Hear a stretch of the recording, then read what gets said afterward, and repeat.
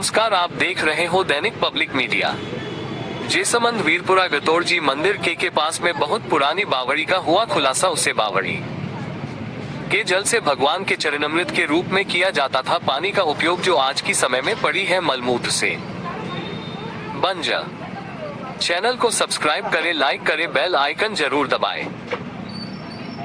श्रीमान जी, आपका शुभ नाम क्या है और आप इस घातोड़ा मंदिर भूमि में पधारे हुए हो, यहाँ की मुझे ये बावड़ी के बारे में कुछ ज्ञात करवाइए थोड़ा। देखिए, मेरा नाम पन्नालाल शर्मा है। मेरे पिताजी का नाम नाथूलाल जी है।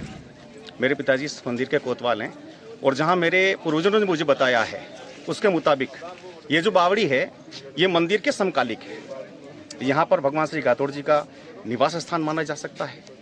यह पवित्र जो बावड़ी है, इस बावड़ी के जल से भगवान श्री का कई सदियों से पूजा हो रही है। समय के साथ में जब ट्यूबवेल की स्थितियाँ बन गई, ट्यूबवेल बन गए, धीरे धीरे सब लोगों ने उस बावड़ी को गौण कर दिया, जबकि वह बावड़ी बहुत ही अति पवित्र है।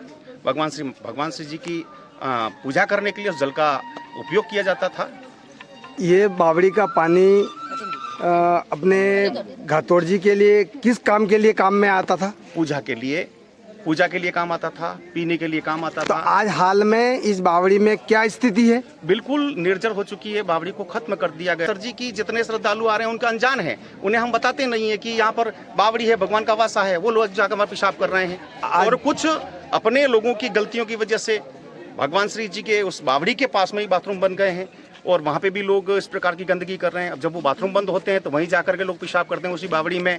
ये स्थिति हो गई है कि बिल्कुल गंदगी का वहाँ इतना आलम हो गया है कि उसे हम पवित्र कह ही नहीं सकते। मैं मांग करता हूँ कि उस बावड़ी का जीर्णोद्धार होना चाहिए, उस बावड़ी को पुनः शुद्ध किया जाना चाहिए, उस बावड़ी के अंदर ऐसी शुद्धिकरण करके उस बावड़ी के जल को पुनः पीने लायक और उसको उपयोग लायक बनाना चाहिए। सर, ये जैसे कि बावड़ी के लिए इतनी गंदगी अंदर है, तो क्या अपने घातौड़ मंदिर में इसके लिए कोई बजट नहीं आता है जिसको साफ सफाई के लिए ऐसा कुछ करवाया जाए? ऐसा देखिए, बजट के बारे में तो मुझे इतना ज्ञान नहीं है, लेकिन मैं इतना जानता हूँ कि बजट क्यों नहीं आता होगा। इतने श्रद्धालु आ रहे हैं, भगवान आ रहे हैं, भगवान हैं यहाँ पे, और सब लोगों के पास में बजट तो हो गई होगा।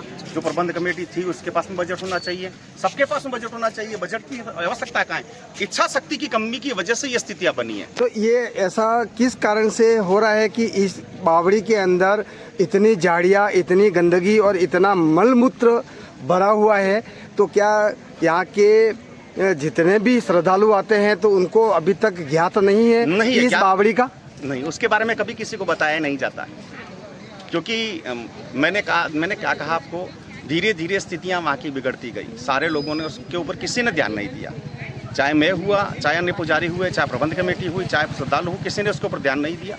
जबकि मैंने बहुत बार इस मुद्दे को भी उठाया कि इस बावड़ी का जीर्णोद्धार करना चाहिए। यहाँ मानव सेवा ट्रस्ट आई थी तो उससे भी निवेदन किया था कि आप यहाँ पे उस बावड़ी का कुछ वो किया जाना चाहिए।